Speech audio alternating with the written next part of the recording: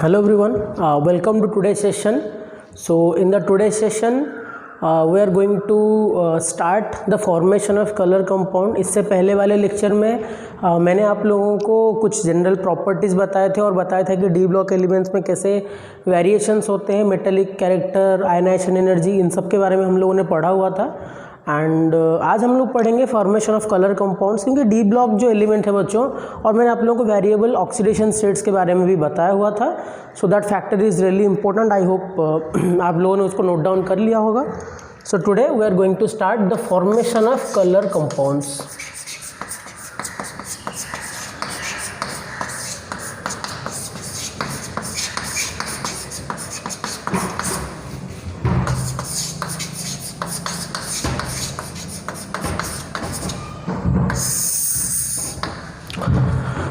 तो बच्चों, जो फॉर्मेशन ऑफ कलर कंपाउंड्स होता है in D block elements, the formation of colour compound is due to two reasons. यहाँ पे लिख सकते हो, यहाँ पे लिख लेना. The formation of colour compounds in D block elements are due to, the first one is D transition, D transition,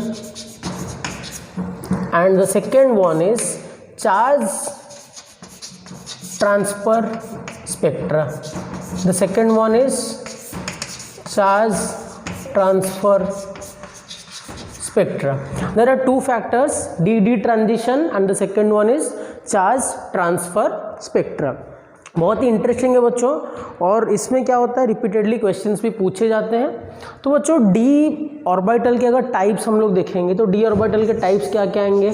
D X Y, D Y Z, D X Z या फिर जेड एक्स भी बोल लो, D X square Y square, और आएंगे बच्चों D Z square. जब हम लोग कोऑर्डिनेशन कंपाउंड्स पढ़ेंगे बच्चों, उसमें हम लोग सीखेंगे जो D X square Y square है. देखो बच्चों, डी ब्लॉक जो होते हैं, मैं आपको दिखा देता हूँ कुछ इंटरेस्टिंग बातें. डी ब्लॉक आप लोगों ने एटॉमिक स्ट्रक्चर में पढ़ा होगा. इन सबको बच्चों क्या बोलते हैं? D generated orbitals. D generated orbitals यानी कि जब वो आइसोलेटेड होते हैं, इन सबका एनर्जी क्या है बच्चों? सेम है. When isolated they have same energy.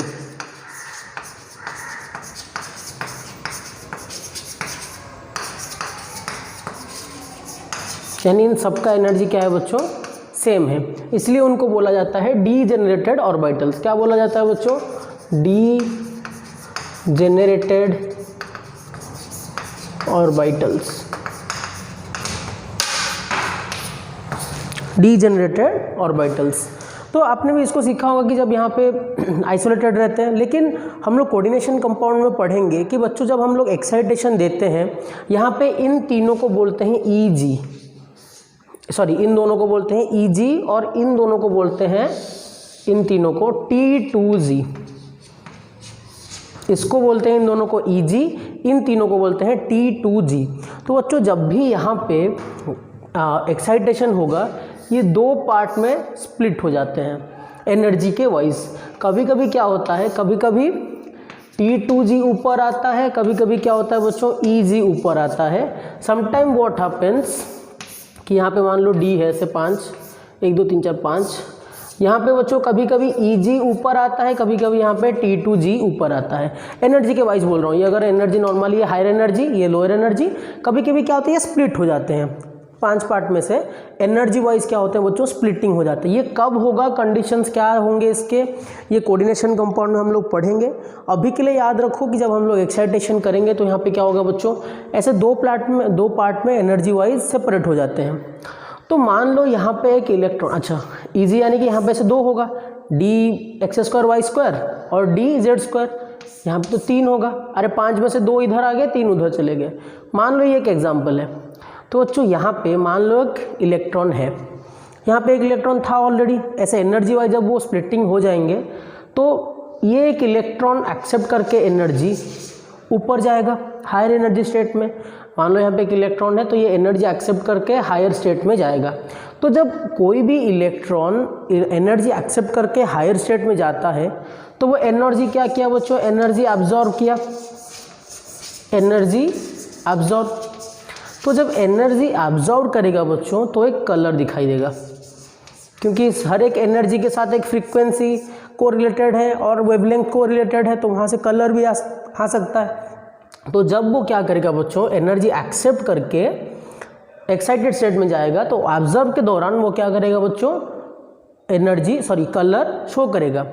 फिर जब वो एक्साइटेड स्टेट में पहुंच गया बच्चों, आपको पता है कोई भी इलेक्ट्रॉन अपने नॉर्मल स्टेट से जब भी हायर स्टेट में जाता है, एक्साइटेड स्टेट में, वापस से ग्राउंड स्टेट में आना ही पड़ेगा उसको, क्योंकि वहाँ पे वो स्टेबल नहीं होता। तो वहाँ पे जब वो एक्साइटेड स्टेट में पहुँच गया तो एब्जॉर्ब करके, मान लो यहाँ पे नीचे था, एब्जॉर्ब करके ऊपर चला गया, फिर वहाँ से क्या करेगा बच्चों, नीचे आएगा। तो वो क्या करेगा, एब्जॉर्ब करके ऊपर गया था, एमिट करके क्या करेगा बच्चों, नीचे आएगा, एमिट करके नीचे आएगा। जब एमिट करेगा तो वो भी एक कलर दिखाएगा, समझ में आ रहा है। एब्जॉर्ब करके ऊपर गया, एक कलर दिखाया, एमिट करके नीचे आया, फिर से वापस से वो क्या किया, एक कलर दिखाया। तो ये जो दोनों कलर है बच्चों, एनर्जी गैप तो सेम है लेकिन ये दोनों कलर अलग अलग होते हैं। इसको बोलते हैं बच्चों हम लोग कॉम्प्लीमेंटरी कलर्स। क्या बोलते हैं बच्चों, कॉम्प्लीमेंटरी कलर्स। इसके ऊपर जेईई एडवांस में एक बार डायरेक्ट क्वेश्चन आ गया था, आई थिंक 2012 और 11 में। कॉम्प्लीमेंटरी कलर्स होते हैं, एब्जॉर्ब करके एनर्जी जब जाता है कलर दिखाएगा, फिर एमिट करके जब नीचे आएगा तब भी क्या करेगा बच्चों, कलर दिखाएगा। वो क्या होता है बच्चों, वो भी एक कलर होता है। ये दोनों जो कलर होंगे बच्चों कॉम्प्लीमेंटरी कलर्स होंगे। लेकिन आप फाइंड आउट कैसे करोगे कॉम्प्लीमेंटरी कलर कौन सा है कौन सा नहीं है। तो डी ब्लॉक एलिमेंट्स क्यों दिखाते हैं ये आपको पता चल गया। और एक इम्पोर्टेंट बात ये भी है कि बच्चों कोई भी डी ब्लॉक एलिमेंट यहाँ पे इलेक्ट्रॉन जब अनपेयर्ड होगा तब भी क्या करेगा बच्चों, वो ट्रांजिशन हो पाएगा। अगर यहाँ पे पेयर्ड होता तो वहाँ पे ट्रांजिशन नहीं होता। फॉर कंपाउंड्स, ये पॉइंट्स करके लिख लेना, for compounds to show colour electron होना चाहिए, वो भी कैसा, अनपेयर्ड। इलेक्ट्रॉन कैसा होना चाहिए बच्चों, अनपेयर्ड होना चाहिए।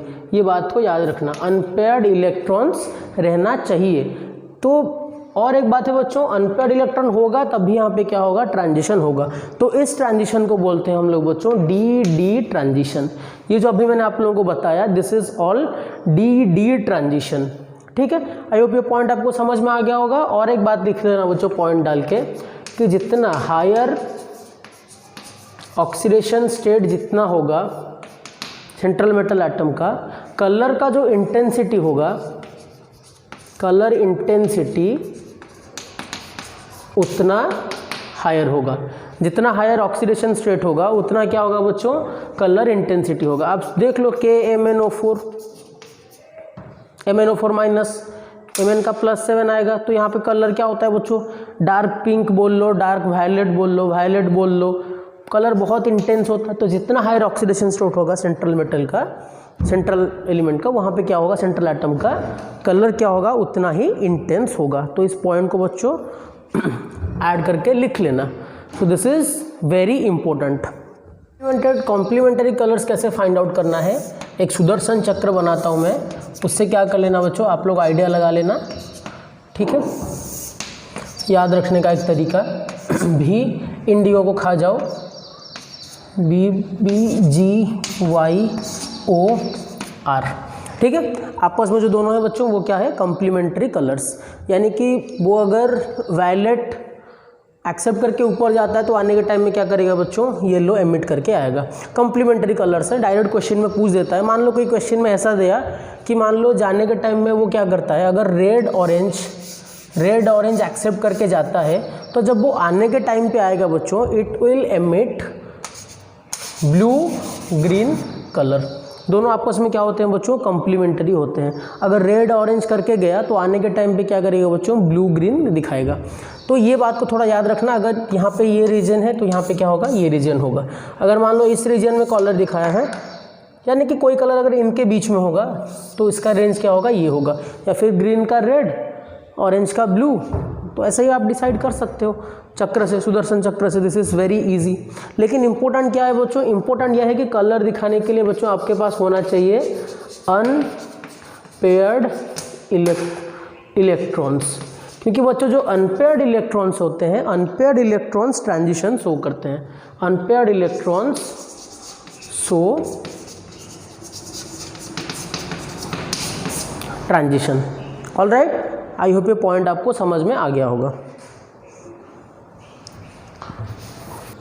तो बच्चों एक छोटा सा क्वेश्चन है यहाँ पे, which of the following will show colour, या फिर ऐसे बोल सकते हो which of the following are coloured. तो 6 दिया हुआ मैंने, जल्दी से बच्चों इनका कॉन्फ़िगरेशन कर दो और कॉन्फ़िगरेशन से मुझे बताओ कि इन लोगों का क्या होगा, कलर कंपाउंड ये शो करेंगे या नहीं करेंगे। जल्दी से मुझे बता दो, कमेंट सेक्शन में बताना मुझे। देखो 1 बाय 1 डिस्कस करते हैं। देखो टाइटेनियम जो होता है बच्चों, इसका कॉन्फ़िगरेशन मैंने क्या बताया कि अनपेयर्ड इलेक्ट्रॉन होगा तो क्या होगा, ट्रांजिशन दिखाएगा कलर, यानी कि कलर दिखाएगा बच्चों। तो यहाँ पे कर दो कॉन्फ़िगरेशन कर दो। टाइटेनियम का क्या है, स्कैंडियम टिटेनियम, यानी कि ये होगा 4s2 3d2।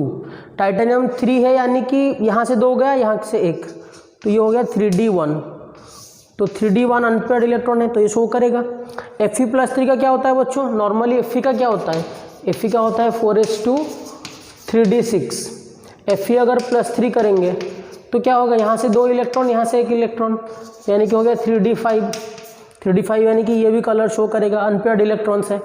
फिर उसके बाद Mn+2 iron manganese chromium scandium titanium vanadium chromium manganese iron, manganese का 25, तो आ गया 4s2 3d5, 2 इलेक्ट्रॉन निकाल दो, d5 बचा, Mn+2 भी शो करेगा। बस कॉन्फ़िगरेशन कर दो बच्चों, जहाँ पे अनपेयर्ड इलेक्ट्रॉन्स होगा वो क्या करेगा बच्चों, वहाँ पे शो करेगा वो ट्रांजिशन या फिर कलर्ड।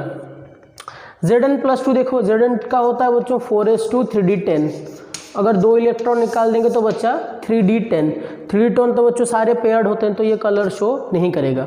Cu का बच्चों क्या होता है कॉन्फ़िगरेशन, 4s1 3d10, 1 इलेक्ट्रॉन निकाल दो तो क्या बचा बच्चों 3d10, तो ये भी कलर शो नहीं करेगा। Cr+6 देख लो, क्रोमियम का कॉन्फ़िगरेशन क्या होता है बच्चों, क्रोमियम का कॉन्फ़िगरेशन है 4s1 3d5, right, 4s1 3d5 है ना। Chromium scandium titanium vanadium chromium 4s1 3d5, तो Cr+6 है तो पूरा खाली हो गया। तो यहाँ पे क्या करेगा बच्चों, कलर शो नहीं करेगा, सारे के सारे इलेक्ट्रॉन्स गायब, तो ये भी क्या करेगा, कलर शो नहीं करेगा। तो इन तीनों, ये तीनों क्या करेंगे बच्चों, यहाँ पे कलर शो करेंगे। इंटीजर टाइप क्वेश्चन में भी आ सकता है, मान लो ये 6 दे दिया, लिखिए कि how many of the following will show colour, तो यहाँ पे आंसर क्या हो जाएगा 3। 3 यहाँ पे 6 में से 3 क्या कर रहे हैं बच्चों, कलर शो कर रहे हैं, तो यहाँ पे ये भी हो सकता है, ठीक है। So now we will talk about charge transfer spectra. बच्चों चार्ज ट्रांसफ़र स्पेक्ट्रा क्या होता है, जैसे कि कोई कंपाउंड होते हैं बच्चों, जैसे कि आप बोल लो MnO4-, देखो MnO4-, अरे यार MnO4- में Mn का जो कॉन्फ़िगरेशन होता है वो होता है वो तो +7, यानी कि मैंगनीज का अगर हम लोग कॉन्फ़िगरेशन देखेंगे, it's configuration is 4s2 3d5, ठीक है, 4s2 3d5। अब मान लो ये किसका है, Mn का है, तो मैं अगर यहाँ पे Mn+7 करता हूँ, यानी कि यहाँ से 2 इलेक्ट्रॉन, यहाँ से 5 इलेक्ट्रॉन, टोटल 7 इलेक्ट्रॉन गायब होंगे। तो यानी कि ये क्या करना चाहिए बच्चों, यहाँ पे अनपेयर्ड इलेक्ट्रॉन्स नहीं है। क्या है बच्चों, अनपेयर्ड इलेक्ट्रॉन्स नहीं है, फिर भी ये क्या करता है बच्चों, कलर कंपाउंड शो करता है। तो इसको एक्सप्लेन करने के लिए we will do charge transfer spectra. तो हेडिंग लगा दो चार्ज ट्रांसफ़र स्पेक्ट्रा। बताया ट्रांसफ़र स्पेक्ट्रा क्या है बच्चों, नॉर्मली कुछ एटम्स होते हैं इन सम कंपाउंड्स, ये लिख सकते हैं हम लोग, in some compounds the central atom doesn't have unpaired electrons,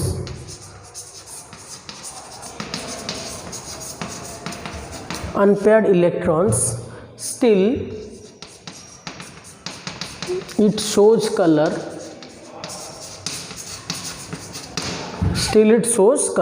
कुछ कंपाउंड्स ऐसे होते हैं बच्चों जिनके पास सेंट्रल एटम में क्या होता है बच्चों, सेंट्रल एटम का जो ऑक्सीडेशन स्टेट है, आप अगर वहाँ पे देखोगे तो वहाँ पे बच्चों आपको अनपेयर्ड इलेक्ट्रॉन्स बिल्कुल भी नहीं दिखेंगे, फिर भी बच्चों क्या हो रहा है, उस कंपाउंड में कलर शो हो रहा है। तो इसका एक रीज़न है जो कि है चार्ज ट्रांसफर स्पेक्ट्रा, और बहुत इंपॉर्टेंट है। जैसे कि एक एग्जाम्पल मैंने आपको बताया KMnO4। KMnO4 का अगर बच्चों आप लोग कलर देखोगे तो वो डार्क पिंक बोल लो, डार्क वायलेट बोल लो, वो भी चलेगा। इसमें जो आयन है बच्चों वो क्या है, permanganate ion MnO4 minus permanganate ion. Oxidation state कितना है, +7 है, अभी आप लोगों को बताया था। और +7 में बच्चों क्या हो रहा है, सेंट्रल एटम के पास ऑक्सीडेशन स्टेट में अनपेयर्ड इलेक्ट्रॉन्स नहीं है, फिर भी कलर कंपाउंड शो करता है। डाइक्रोमेट K2Cr2O7 आयन क्या होगा बच्चों, डाइक्रोमेट आयन Cr2, ये तो पोटेशियम डाइक्रोमेट है, Cr2O7 2 माइनस, Cr2O7 2 माइनस। देखो बच्चों वहाँ पे मैंने Cr+6 पे लिखा था कि कलर शो नहीं करता, यहाँ पे देखो क्या होगा, यहाँ पे एक्चुअली Cr+6 CrO के साथ जब मिलके बनता है कंपाउंड तो वहाँ पे पॉसिबल है। नॉर्मल सिर्फ अगर Cr6 में बोलूँगा तो वहाँ पे कलर कंपाउंड शो नहीं करेगा, लेकिन यहाँ पे क्या हो रहा है देखो, और सारे कंपाउंड्स में नहीं होता। क्या फैक्टर है बताता हूँ, देखो Cr2O7 में Cr का कितना होगा ऑक्सीडेशन स्टेट, 2x -14 = -2, तो यानी कि 2x = 12, तो x कितना आ गया बच्चों, +6। और Cr+6 में भी अनपेयर्ड इलेक्ट्रॉन्स नहीं है। तो इन सारे बहुत सारे ऐसे कंपाउंड है जहाँ पे क्या करते हैं बच्चों, कंपाउंड्स कलर शो नहीं करते। और एक कंपाउंड है जो कि है FeCN3।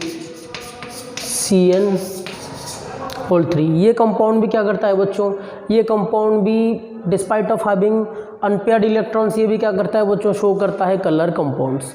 तो इनका रीज़न क्या है बच्चों, जैसे कि मैं यहाँ पे अगर बोलूँगा, इस वाले केस को लेके मैं समझाता हूँ आपको। Mn+7 एंड O-2 दो आयन है बच्चों। यहाँ पे सेंट्रल मेटम आयन पे बच्चों ऑक्सीडेशन स्टेट जो है वो हायर ऑक्सीडेशन स्टेट है, यानी कि हायर ऑक्सीडेशन स्टेट में इसके ऊपर बहुत पॉजिटिव चार्ज आ रहा है, यानी कि वो एक अच्छा कैटायन बन रहा है। और उसमें क्या हो रहा है बच्चों, O2- से ये Mn+ का कैटायन है मान लो यहाँ पे, और यहाँ पे O-2 का आयन अनायन है। तो जो क्या होता है, मोमेंटरीली लिख सकते हो इन दिस केस, मोमेंटरीली यानी कि एक पर्टिकुलर टाइम के लिए, momentarily electron is transferred from O-2 to Mn+7 एक पर्टिकुलर टाइम के लिए, क्योंकि बच्चों उसी स्टेट में होगा जहाँ पे सबसे हायर ऑक्सीडेशन स्टेट होगा, और यहाँ पे भी इलेक्ट्रोनेगेटिव एटम भी होना चाहिए, सॉरी अच्छा एक एनायन होना चाहिए। और उसके फैक्टर्स बच्चों बहुत वेराइटीज़ में है, उसके डिटेल्स के ऊपर हम लोग नहीं जाएंगे। अभी ये कुछ एग्जांपल्स को लेके ही मैं आपको समझाऊंगा कि inorganic chemistry is very very vast. तो यहाँ पे क्या होता है, एक पर्टिकुलर मोमेंट के लिए O2- से Mn+ के लिए एक इलेक्ट्रॉन आता है, क्योंकि इसका अट्रैक्शन पावर बहुत बढ़ जाता है, क्योंकि बच्चों ये क्या है, हाईली ऑक्सीडेशन स्टेट पे जा रहा है, हाई ऑक्सीडेशन स्टेट पे Mn+ को आता है। तो बच्चों क्या होता है, जब इलेक्ट्रॉन ट्रांसफ़र होगा तो इलेक्ट्रॉन ट्रांसफ़र क्या करेगा बच्चों, एक एनर्जी लेके आएगा, उस एनर्जी के साथ एक कलर रिलेटेड होगा, तो इसलिए ये क्या करता है बच्चों, कलर शो करता है, it shows colour for a particular moment. ये क्या करेगा बच्चों, कलर शो करेगा, ठीक है। सो इसीलिए इसको बोलते हैं चार्ज ट्रांसफर स्पेक्ट्रा, यानी कि ये जब आता है, एक चार्ज को ट्रांसफ़र होता है मोमेंटरीली, तो वो एक कलर दिखाता है, जिस कलर को हम लोग क्या बोलते हैं बच्चों, ओवरऑल फैक्टर को charge transfer spectra, this is called as charge transfer spectra. I hope ये पॉइंट आपको समझ में आ गया होगा। ट्रांसफ़र होता है, जो कलर शो होता है बच्चों, वो नॉर्मली विजिबल रीजन में आता है। इस वाले केस में वो कलर क्या आता है बच्चों, विजिबल। जो एनर्जी आता है बच्चों, वो एनर्जी का कलर विजिबल रीजन में आता है, इसलिए हमको KMnO4 क्या होता है बच्चों, कलर दिखाई देता है आराम से, क्योंकि वो विजिबल कलर में ही है। सो दैट्स वाई जो चार्ज ट्रांसफ़र के साथ रिलेटेड है, मतलब एनर्जी रिलेटेड है, उसके साथ जो रिलेटेड कलर है बच्चों, वो भी विजिबल रीजन में ही आता है, तो इसलिए हमें उसका कलर दिखाई देता है। It is due to the charge transfer spectra. Direct question में ही पूछ सकता है कि Mn+7 के पास अनपेयर्ड इलेक्ट्रॉन ना होने के बावजूद भी KMnO4 में कलर क्यों शो करता है। It is due to the charge transfer spectra for a momentarily और फॉर अ पर्टिकुलर एक very small moment the electron और charge is transferred from the anion to Mn+7 due to that energy with the electron with the charge energy is associated and with a particular energy colors are associated and that color is in the visible region. That's why we are able to see the color of KMnO4 which is MnO4 minus ion which is also called permanganate ion. तो ये है बच्चों charge transfer spectra. और यहाँ पे हमेशा याद रखना, यहाँ पे ऑक्सीडेशन स्टेट क्या होना चाहिए, बहुत हाई होना चाहिए। ऑक्सीडेशन स्टेट बच्चों जितना हाई होगा कलर बच्चों कितना होगा उतना ही कलर क्या होगा, इंटेंस होगा। ठीक है, इस बात को याद रखना, ऑक्सीडेशन स्टेट जितना हाई होगा बच्चों कलर भी उतना क्या होगा, इंटेंस होगा। So this is all about charge transfer spectra. देखो बच्चों उसके बाद नेक्स्ट फैक्टर है tendency to form complex compound. देखो बच्चों सारे कंपाउंड जो है बच्चों कॉम्प्लेक्स कंपाउंड फॉर्म नहीं कर पाते हैं। जो हम लोग कोऑर्डिनेशन कंपाउंड्स पढ़ेंगे उसमें इसका डिटेल्स पढ़ेंगे कि कॉम्प्लेक्स कंपाउंड होता क्या है, कैसे वहाँ पे बॉन्ड फॉर्मेशन होता है, कौन से बॉन्ड होते हैं, क्यों डी ब्लॉक एलिमेंट्स ही कॉम्प्लेक्स कंपाउंड फॉर्म करते हैं। तो बस रीज़न के लिए लिख दो यहाँ पे ओनली डी ब्लॉक एलिमेंट्स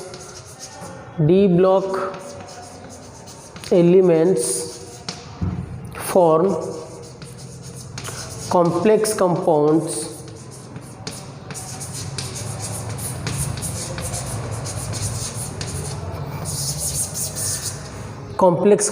क्योंकि बच्चों तीन रीज़न है। तीन रीज़न क्या है बच्चों, इनका है बच्चों वेरी स्मॉल साइज,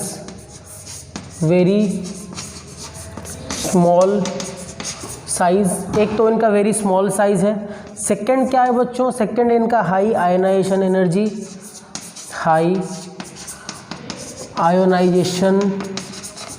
एनर्जी है इनका।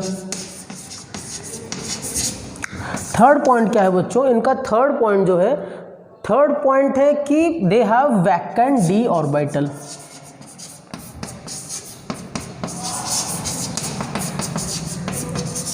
ये तीन बेसिक रीजन है, that's why D block elements form complex compounds, coordination compounds या फिर कॉम्प्लेक्स कंपाउंड्स। उनके वैकेंट डी ऑर्बिटल होते हैं तो क्या करते हैं, यहाँ पे मेटल्स बच्चों इलेक्ट्रॉन्स एक्सेप्ट करते हैं, यानी कि शेयरिंग करते हैं नॉर्मली, जो कि होता नहीं है लेकिन यहाँ पे बॉन्ड फॉर्मेशन के दौरान मेटल्स क्या कर रहे हैं बच्चों, इलेक्ट्रॉन्स एक्सेप्ट करते हैं बोल लो, या फिर आप ये भी बोल सकते हो कि वो कोऑर्डिनेट बॉन्ड्स फॉर्मेशन कर रहे हैं। कोऑर्डिनेट बॉन्ड का ही काम है, कोऑर्डिनेशन कंपाउंड्स में पढ़ेंगे। लेकिन तीन फैक्टर ये कि स्मॉल साइज है, हाई आयनाइजेशन एनर्जी है और उनके पास वैकेंट डी ऑर्बिटल है। These are the important 3 points, that's why coordination का डी ब्लॉक एलिमेंट्स क्या करते हैं, कॉम्प्लेक्स कंपाउंड फॉर्मेशन करते हैं। लिख लेना इस बात को। ओके बच्चों, उसके बाद देखेंगे हम लोग कैटालिटिक प्रॉपर्टीज़।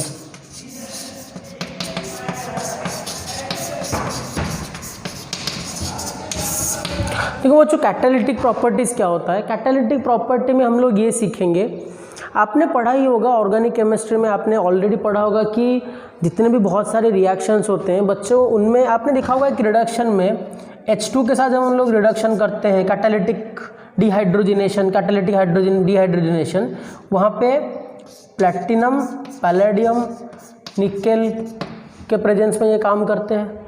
तो ऐसे बहुत सारे रिएक्शन है बच्चों। आप लोग क्या करना, आप लोगों को मैं होमवर्क दे रहा हूँ कि आप लोग कौन से रिएक्शंस में as a catalyst, as a catalytic property D block elements को हम लोग यूज़ कर रहे हैं, आप उसको फाइंड आउट करके लिखना इस जगह पे। तो डी ब्लॉक एलिमेंट्स एक्चुअली काम क्या है, जैसे कि अब खुद सोचो, हावर्स प्रोसेस में ही बच्चों क्या होता है, हावर्स प्रोसेस में we are also using the D block elements. जैसे कि आप बोल सकते हो, अगर मान लो यहाँ मेरे पास यहाँ पे N2 है और यहाँ पे H2 है, तो ये मेटल का सरफेस है। ये क्या है बच्चों, मेटल का सरफेस है। तो यहाँ पे होगा क्या बच्चों, जब N2 आएगा, N2 इसके साथ क्या होगा बच्चों, चिपक जाएगा, एडजॉर्ब होगा। क्या होगा बच्चों, एडजॉर्ब। जो डी ब्लॉक एलिमेंट के सरफेस है, मेटल का सरफेस, उसमें क्या होगा बच्चों, एडजॉर्ब होगा। एब्जॉर्ब और एडजॉर्ब में डिफरेंस क्या है, आपने सरफेस केमिस्ट्री में इसको पढ़ा होगा। एब्जॉर्ब यानी कि वो उसके अंदर तक घुस जाएगा, लेकिन एडजॉर्ब यानी कि उसके सरफेस पे बस चिपक के रहेगा। तो यहाँ पे क्या होगा, N2 और H2 इसके सरफेस के ऊपर चिपक के रह जाएंगे, जो कि रिएक्शन करने में बाद में हेल्पफुल होता है एडजॉर्ब होने की वजह से। तो कैटालिटिक प्रॉपर्टी वही है, सरफेस में क्या होता है बच्चों, एडजॉर्ब हो जाते हैं। इसीलिए बहुत सारे रिएक्शन में डी ब्लॉक एलिमेंट्स को एज एन कैटालिटिक नेचर के वजह से यूज़ करते हैं। ठीक है, सो this is the catalytic properties of D block elements. आप लोगों को मैं होमवर्क दे रहा हूँ, कौन से रिएक्शन में हो रहा है आप निकाल के बताओ, तो आप लोगों का थोड़ा ऑर्गेनिक रिवीजन भी हो जाएगा और इनऑर्गेनिक रिवीजन भी हो जाएगा, कौन से केस में क्या हो रहा है बच्चों। डी ब्लॉक एलिमेंट्स को हम लोग यूज़ कर रहे हैं as a catalytic by using their catalytic property. So the next we will see, क्योंकि अभी सॉलिड स्टेट्स ही तो पढ़े हम लोग। तो transition elements, so interstitial compounds of non stoichiometric coefficient. तो क्या होता है बच्चों, जो यहाँ पे देखो एक मेटल लैटिस अगर है मान लो, तो यहाँ पे बीच में जो गैप है बच्चों, ये इंटरस्टिशियल पोजीशन है।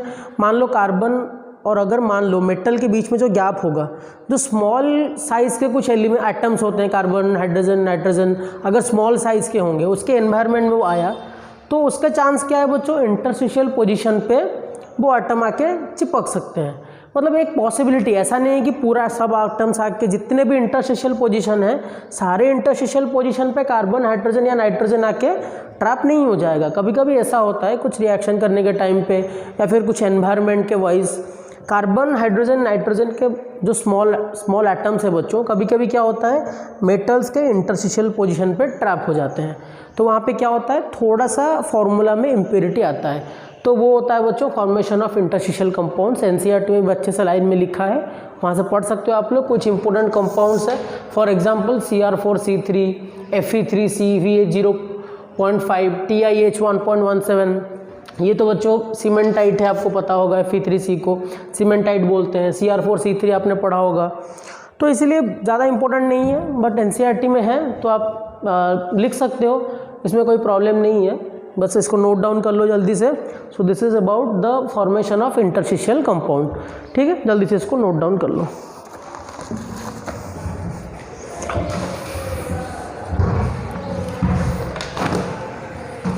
प्रॉपर्टीज वहाँ पे नीचे लिख के इसके बाद प्रॉपर्टीज लिख देना। एक तो बच्चों वो वेरी हार्ड होते हैं, they are very hard, they are very hard. Second बच्चों बात क्या है बच्चों, ये क्या है, रेयर है। ठीक है, ऐसे नहीं है कि सारे कार्बन, हाइड्रोजन, जितने भी मेटल के गैप है, इंटरस्टिशियल पोजीशन है, उतना ही हाइड्रोजन, कार्बन या फिर नाइट्रोजन आके वहाँ पे चिपक जाएगा, ऐसा नहीं है। ये रेयरेस्ट होते हैं बच्चों। इनका क्या होता है बच्चों, high melting and boiling point होता है, high melting and boiling point होता है, they have high melting and boiling points. Formation आपको पता होगा कि मेटल को हम कंबाइन करके बच्चों अलॉय फॉर्मेशन करते हैं, क्लास 7th या 8th में भी आपने ये पढ़ा होगा। तो बच्चों यहाँ पे अलॉय फॉर्मेशन होने का जो मेन रीज़न है बच्चों वो क्या है, ड्यू टू सिमिलर साइज़, क्योंकि ऑलमोस्ट सिमिलर साइज़ के ही अलॉय जिसका फॉर्मेशन होगा बच्चों, जिन दोनों मेटल को हम लोग कंबाइन करेंगे वो ऑलमोस्ट सिमिलर साइज़ के होने चाहिए। Due to similar size they can interchange और दे कैन मिक्स बोल लो और इंटरचेंज बोल लो their positions to form alloy. Interchange भी बोल लो, समझ जाओ ये बात को। दे कैन मिक्स, और लैंग्वेज उसको नहीं लिख रहा हूँ, दे कैन मिक्स और इंटरचेंज देयर पोजिशन। मान लो यहाँ पे मेटल है, ऐसे मेटल्स हैं, कोई एक मेटल है,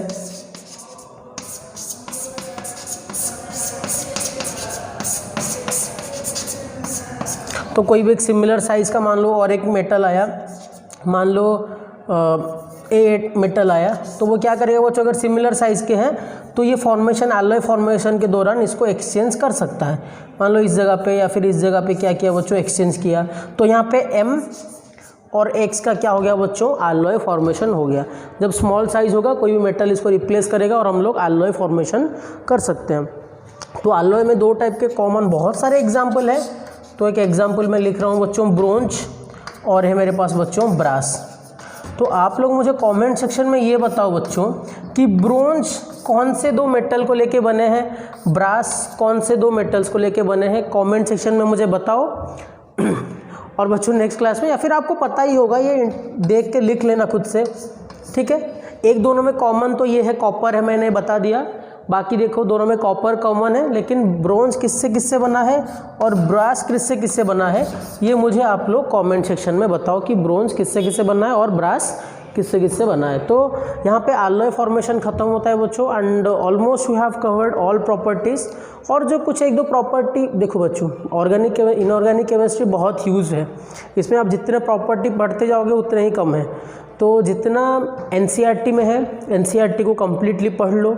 कुछ कुछ प्रॉपर्टी है जो आप अगर मैंने छोड़ भी दिया होगा तो प्लीज़ इन्फॉर्म मी, लेकिन फिर भी मैं आई गेस कि सारे प्रॉपर्टीज़ कवर हो गए होंगे। और कुछ पोटेंशियल वगैरह अगर प्रॉपर्टी है वो ऑलरेडी हम लोगों ने इलेक्ट्रोकेमिस्ट्री में पढ़ा हुआ है, उसको एक्सप्लेन करने की ज़रूरत नहीं है।